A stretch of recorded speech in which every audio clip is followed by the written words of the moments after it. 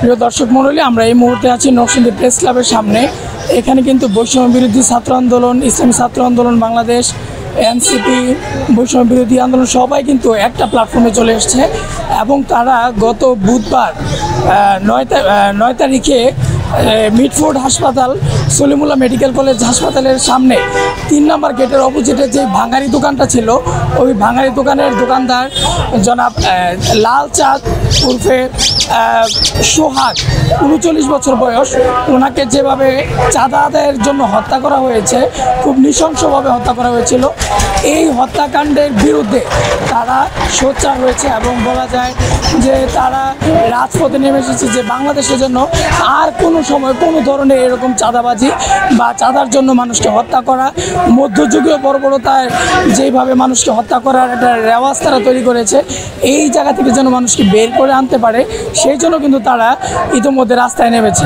প্রতিবাদ করেছিলাম কিছু শিক্ষকের, সেই প্রতিবাদের জন্য আমাকে কলেজ থেকে বাইরে করা হয়েছে এবং বরখাস্ত চিঠি দেওয়া হয়েছে। মাধবদী কলেজ, মাধবদী মহাবিদ্যালয়, যেটা শফিউদ্দিন আমার স্বামী প্রতিষ্ঠা করেছে নিজে হাতে, এই জমির দিয়েছে, আমার স্বামী প্রতিষ্ঠিত কলেজ থেকে আমাকেই বের করে দেওয়া হয়েছে।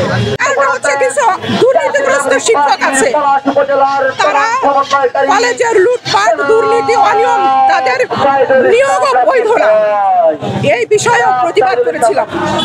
এই প্রতিবাদের কারণেই তারা আমাদের কলেজের কিছু শিক্ষকের উপরে হামলাও করেছে।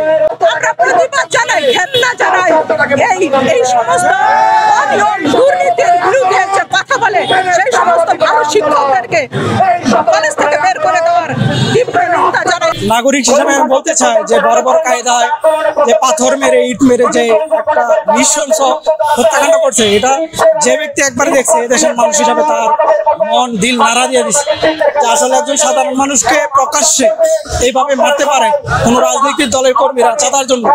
এটাকে ঘৃণা সর্বোচ্চ যে ঘৃণা আছে, যে নিজের পক্ষ থেকে সর্বোচ্চ যে ঘৃণা আছে, এটা জানানো এবং প্রতিবাদ জানানো ছাড়া আর কোনো উপায় এই মুহূর্তে বাংলাদেশের মানুষের যে বাংলাদেশে আর কোনো চাঁদাবাজি চলবে না। বাংলাদেশের প্রত্যেকটি অলি গলিতে এবং উপজেলাতে, ইউনিয়নে চাঁদাবাজি চলতেছে। চাঁদাবাজির একটা রমরমা ব্যবসা হয়েছে।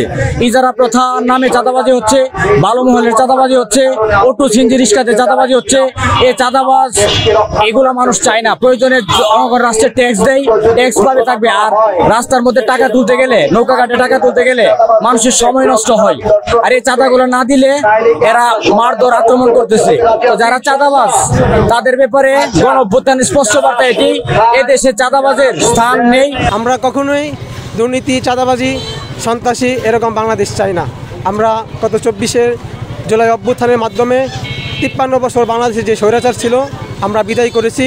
এখন আবার নতুন করে স্বৈরাচার বাংলাদেশে শুরু হয়েছে। তো আমরা আগামী বাংলাদেশ একটা বৈষম্য মুক্ত, স্বৈরাচার মুক্ত, চাঁদাবাজি মুক্ত, ইসলাম দেশ এবং মানবতা প্রেমিক কল্যাণ রাষ্ট্র গঠন করতে চাই এবং একটি সুখী সমৃদ্ধ একটি বাংলাদেশ আমরা গঠন করতে চাই। সবাই সম্মিলিতভাবে জেলখানা মোড় প্রদক্ষিণ করে তারপরে এরা আবার প্রেস ক্লাবে চলে এসছে। এবং পাশাপাশি আরও একটি খবর আপনাদেরকে জানিয়ে রাখতে চাই, সে হচ্ছে নরসিংদী বড় বাজার। নরসিংদী বড় বাজারে 2 গ্রুপের সংঘর্ষে এখন কিন্তু বাজার বন্ধ রয়েছে এবং তারা কিন্তু বাজার বন্ধ করে ব্যবসায়ীরা বলতে গেলে একটা কর্মসূচি দিয়েছে যে এই চাঁদাবাজি বন্ধ না করলে তারা দোকানপাট খুলবে না। এই জন্য তারা এখনও বড় বাজার বন্ধ রেখেছে। তো চারদিকেই সারা বাংলাদেশের মতো নরসিংদীতেও চলছে এই আন্দোলন। তো এই ছিল এখানকার সর্বশেষ। Asadullah, data voice.